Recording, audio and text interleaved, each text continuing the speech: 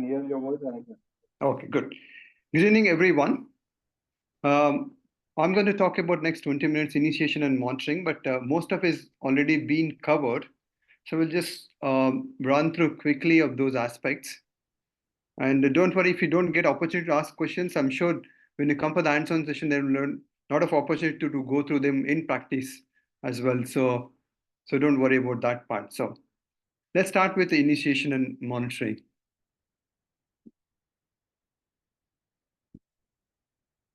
Okay.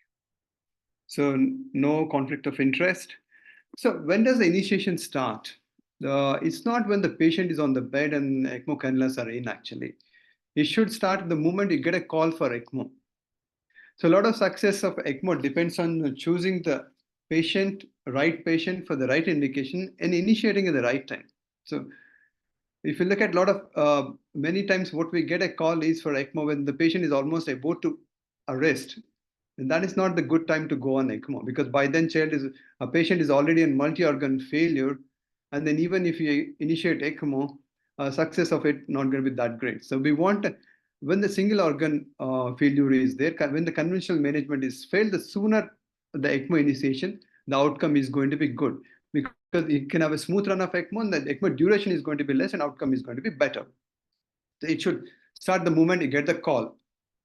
To see and also look at what are the resources available and do you need any expertise? Do you need a surgeon? As Vivek was saying, so you need a surgeon in the background. So do you have a surgeon there in the background to initiate any complications if arises? And think about where you're going to initiate ECMO. Going to be an ICU or emergency room, theater, or do you need a cath lab facility for hybrid modes of ECMOs?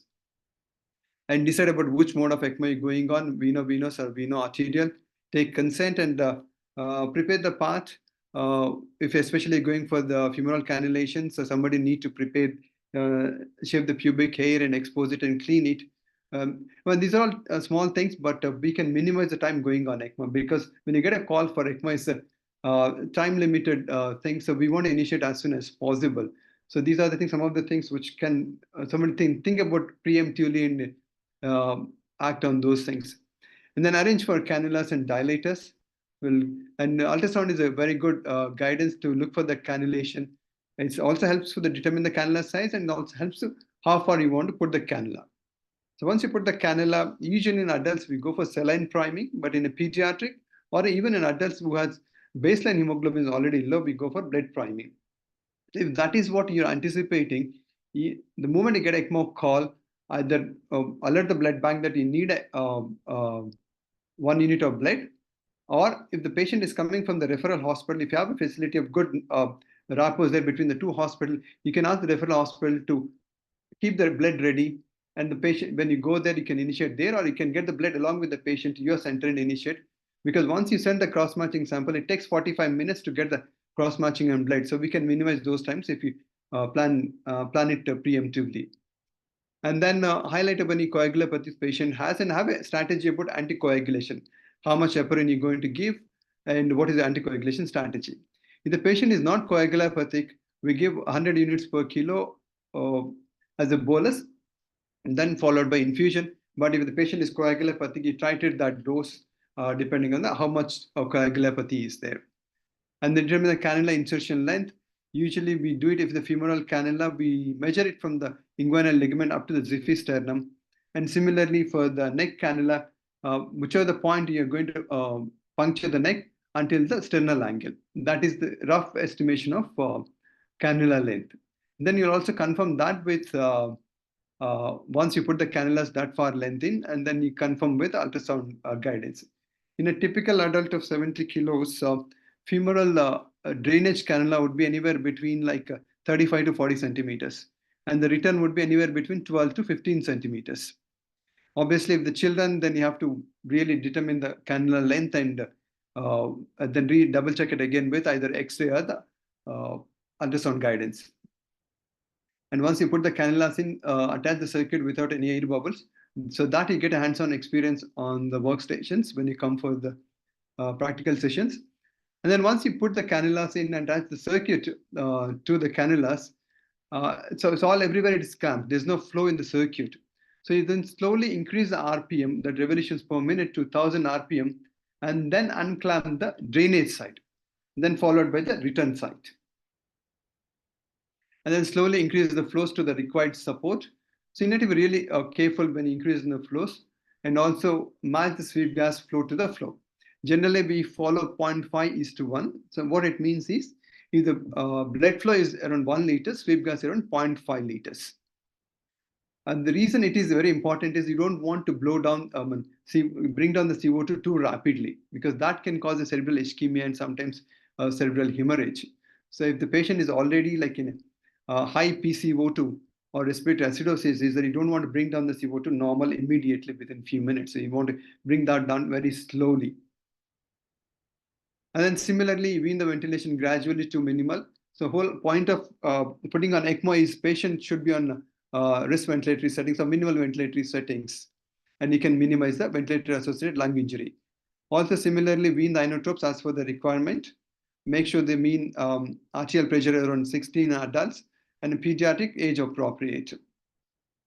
Before you secure the cannulas, confirm the cannula position either by echocardiogram or chest X-ray. So we use ultrasound. So ultrasound is two ways helpful. It can give the how much diameter cannula you can put in.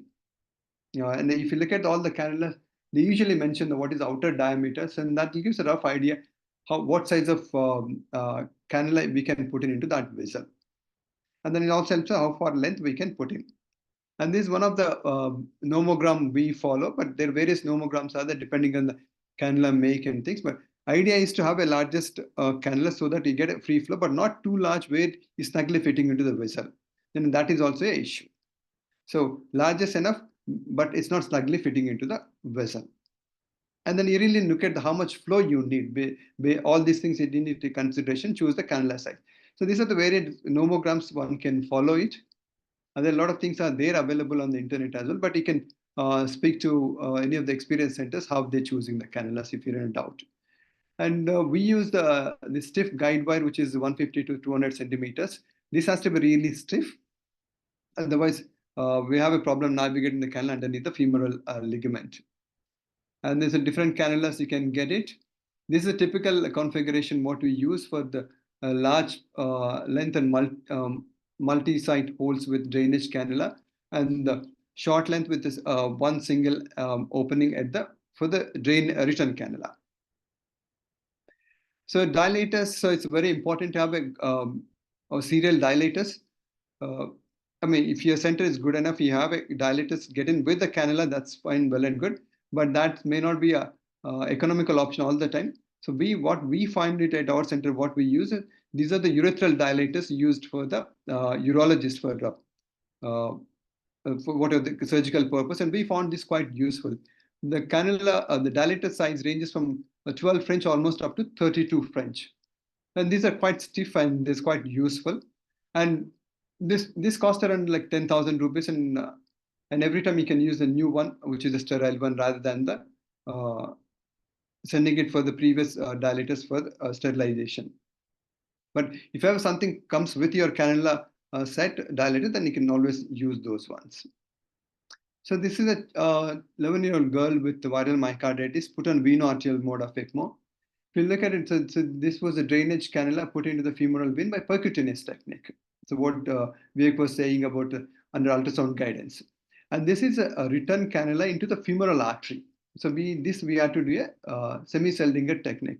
So you open up the vessel, we put the cannula into the femoral artery. And there's a smaller cannula here, which is for the distal perfusion. So that is distal perfusion catheter is connected here, coming here and getting connected here through the Y connector to the return cannula. So you're making sure the distal perfusion also maintained. And once we insert the cannulas, this is how we secure the cannulas. This is the femoral vein cannula. We secure it along the long axis of the leg. So this is very important. And this is a transparent dressing as well. So we can see underneath the cannula, and it's secured along the leg. So whenever the leg is moved, cannula is also moved. So there won't be any undue traction on the cannula. And we take a loop and secure it again at the side of the leg. So this is usually a reasonable thing to do.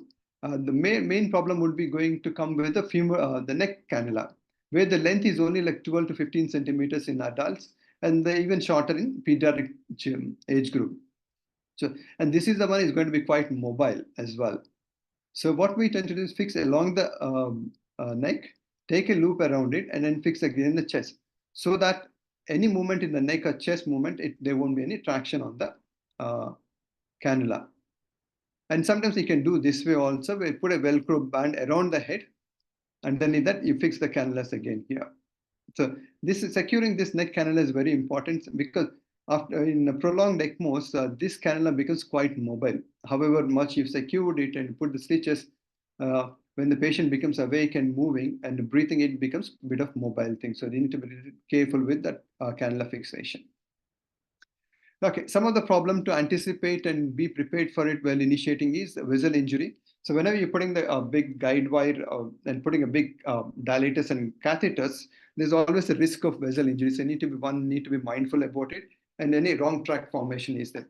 That usually happens in obese patients, and if you're not careful enough. So that's why you need to have a stiff guide wire and a good dilator set, a serial dilator set where you can serially dilate it. There are rarely some instances happen where the heart has been perforated, atrium has been perforated. So these are the reasons why you need to have a surgeon in the background to bail you out from those situations. And once you go on the ECMO, this is non-endothelial surface. So patient is going to get into systemic inflammatory response with a capillary leak. So if the patient is already in septic shock kind of thing, this response is going to get exaggerated, and they might need a lot of volume to fill that gap, and you might need a lot of volume to maintain the adequate flows. If the flows are not adequate, you can see the charting in the circuit. We'll show that video in a minute. And sometimes you need to get a metabolic abnormalities as well, especially this happens in pediatric age group, because any of these circuit volume, if you take a priming volume, is compared to, like, if you take a 10-kilo child whose blood volume is probably 800 to 1 liters, and if you put on a pediatric circuit, the volume, priming volume itself is probably around like 300 to 400 ml. So it's half the blood volume. So you get a lot of dilutional problems with that. So some of the problems we can get is a hypercalcemia, hyper and hypokalemia. Hyperkalemia is a problem if you use a blood priming and if you use the old blood. So generally what we tend to do is we do a blood gas from the priming blood volume to see what is the potassium levels. And we tend to use as fresh blood as possible. And recirculation, Dr. Sunil has already discussed. If your cannulas are too close to each other, there's a risk of recirculation. So if the patient is on ECMO and maintaining well, you should see a good color difference. This is the drainage, this is the return line. You should see a good color difference. If there's a good color difference is not there, that means there's a problem. If too dark are there, that's a problem. Too bright also there, that's a problem. So you need to have a good color difference. So if you see that this is the drain, this is a return cannula, this is drainage cannula, and VV ECMO, they're very close to each other. The problem here is recirculation can be a problem. So whatever you're giving the oxygenated blood is being sucked into the drainage. So here what you tend to see is both the drainage and return cannulas are bright. The color difference won't be that much, but both are bright. But patient will be desaturated because he's not getting the oxygenated blood into the patient circulation. So the way to deal with it is, if you see that and confirm the cannula position, and then you have to move the cannulas a little apart under ultrasound guidance. So that's about a bit about initiation. Coming to monitoring, so we can divide into circuit-related monitoring or patient-related monitoring. Most of it is already been covered, so we'll go through that briefly. So for coming to circuit, one need to really familiarize with that equipment to troubleshoot it. And whenever we're putting the patient on, what we're determining is revolutions per minute, but what we're actually aiming at is a flow. So usually RPM is linearly proportionate to the flow. So that means if you increase the RPM, flow goes up. So if you want the patient desaturating, you want a higher flow, so you go up on the RPM. But that equation doesn't happen always because these are centrifugal pumps. So that means your pump is dependent on how much patient blood volume is there, and is there a kink or any problem in the circuit. But generally, if there's no problem, when you increase the RPM, flow should go up.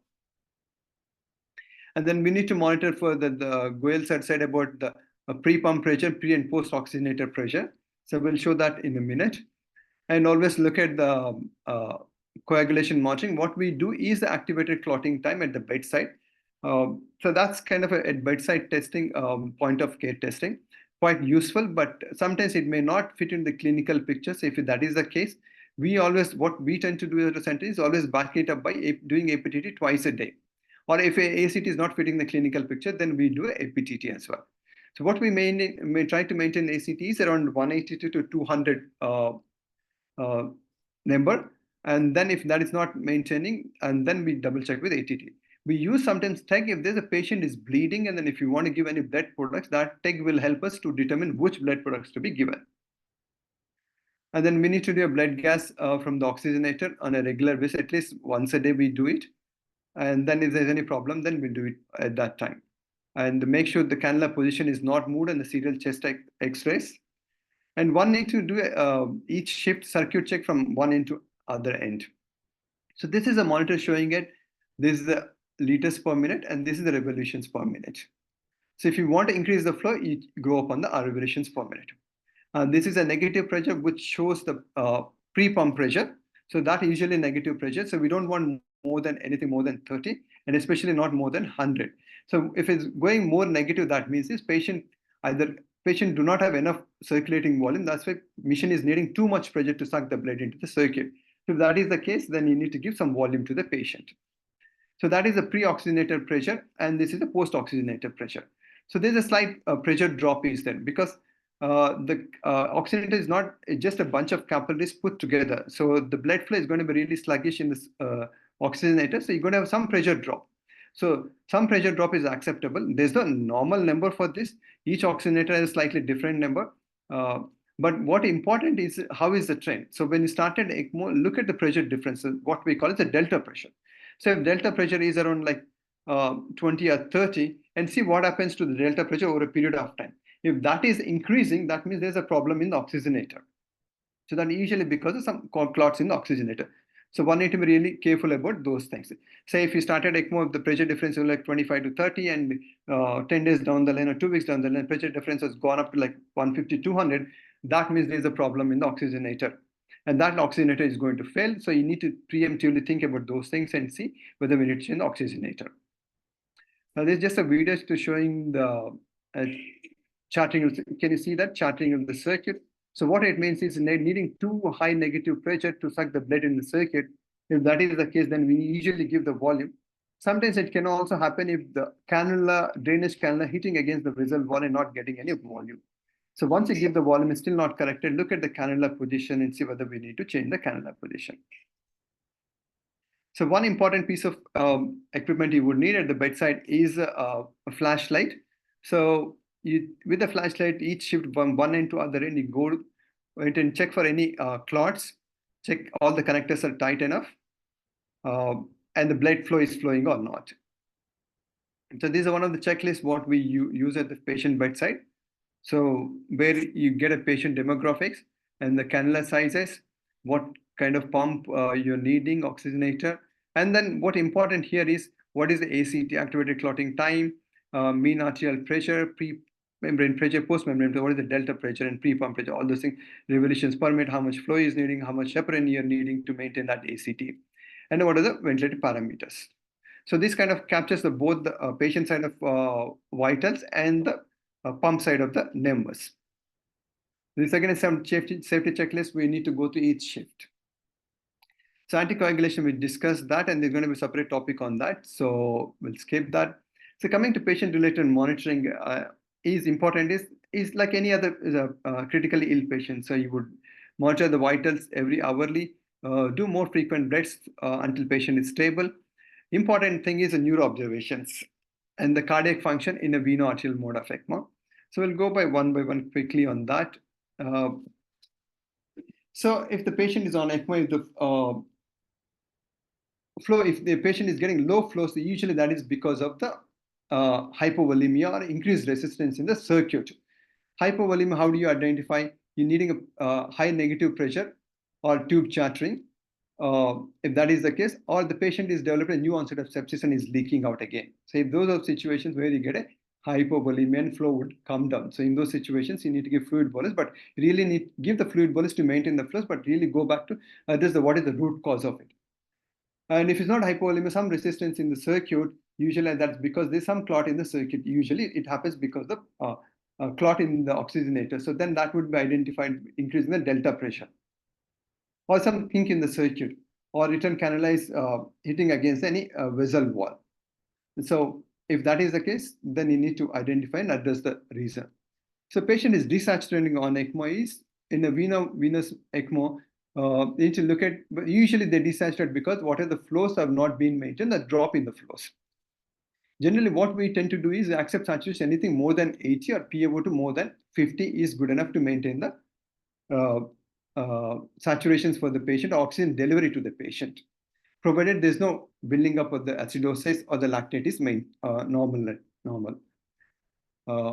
And sometimes the patient is agitated, if the patient has a fever, if the patient native cardiac output goes up, that is also, you tend to get low saturations. In those situations, you go up on the ECMO flows to may capture the more cardiac output. And another reason could be recirculation. That happens if the cannulas are too close to each other. So we know arterial mode of ECMO generally is again because of the low flows, or so if that is the case, then you go up on the flows. But more importantly, we know arterial mode of ECMO initiate because heart is not being pumping well. So sometimes you may not be able to get the pulsatile flow.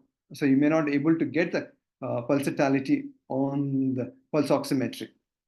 So how do we decide? We usually go by with a mixed venous saturations to make sure the oxygen delivery is good enough to the patient.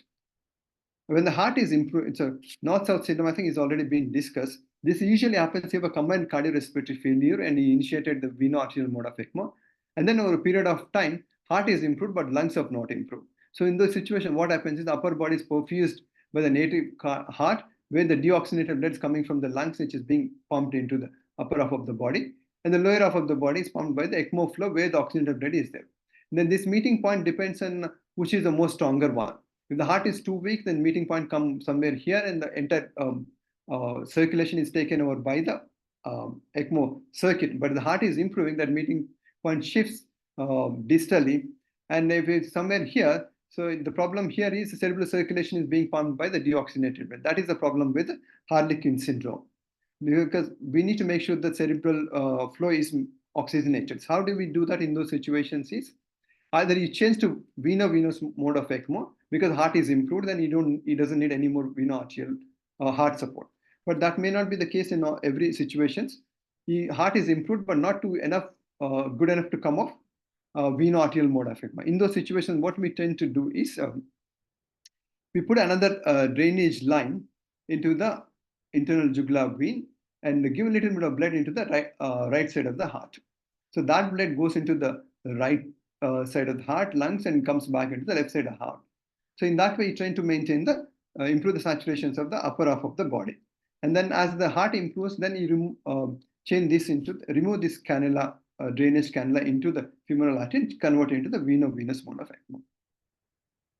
So low saturations, other causes in both venous and veno-arterial mode of ECMO, the oxygenator is failing, or the patient, as I said, agitated fever or new onset of infection is developing, or the patient is awake and is trying to breathe, or a blender malfunction or sweep gas disconnection might be happening. You need to look into all those issues.